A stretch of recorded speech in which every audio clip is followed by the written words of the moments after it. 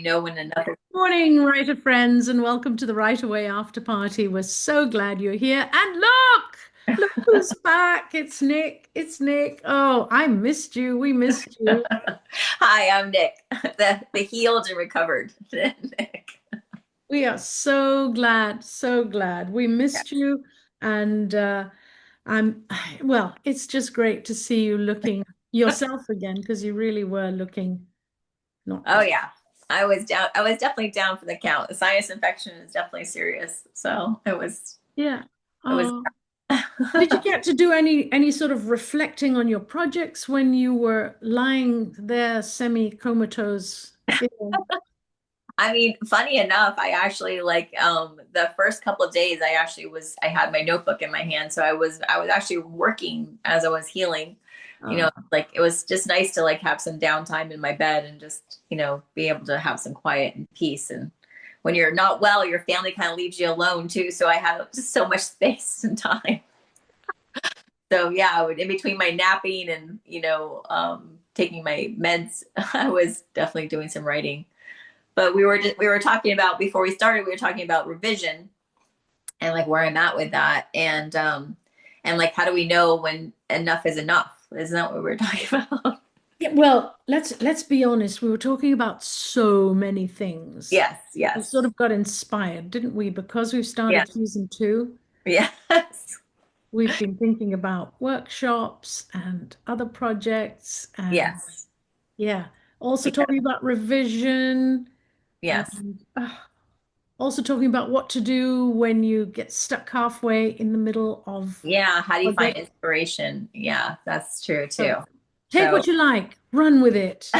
well, I'll just talk about what I was working on yesterday, and that is I was working on some revision, and I guess it leans into inspiration too because um, I'm working on a book with my writing partner, and we're kind of in the end tail ends of this revision. And we've already done a full revision. We actually did a huge edit last year too. So this is supposed to be just like little tidbit revision, like really just kind of like honing in on the timeline, making sure chronologically it makes sense. We also wanted to add these like fun flavor things where like, if you're talking about like a blue sky and then all of a sudden I'm talking about a blue chair, but we're still talking about blue. So like we're kind of like ending chapters and beginning chapters, trying to have them coincide. And we're doing a great job with that. But I was feeling like my character's voice was missing something, and so I was trying to add some flavor to that. And I think I just got a little far away from her in the last chapter that I revised, and so I had to take a break and just kind of step back and kind of question, like, why am I trying to change this character like so much So already? what made you feel that you had lost something about your Um, character? this character is a little bit elusive to me. Like her wants and needs and feelings, I don't necessarily connect with them that much. Like I sometimes I wonder like where she came from within me, because she's so different than me. Like she's just so challenging to write because she is so different than me, and her thought processes are different. And I just felt like I was incorporating more of myself in her yesterday, and I had to step back and realize that like I had to take away almost everything I wrote yesterday, because it wasn't her voice. I was creating a different voice for her, and it just didn't sound like her. It's So interesting because you're usually so solid and so mhm. you can hear your characters, you can talk to your characters, and the fact that this one is elusive, is it maybe something to do with the male energy that's your partner brings? Not in a pejorative way, just Yeah. Yeah, I think I sometimes I'm envious because I feel like his character is much more interesting. Like I mean, out of the dichotomy of the two characters, I feel like his character is much more interesting and brings a lot more to the table. I feel like my character is has this weakness about her and has this vulnerability about her, and it's beautiful in some ways, but a lot of ways, she has this kind of whiny quality that sometimes I get very annoyed with about her. and I just want her to, I want to kind of shake her and be like, why are you so whiny?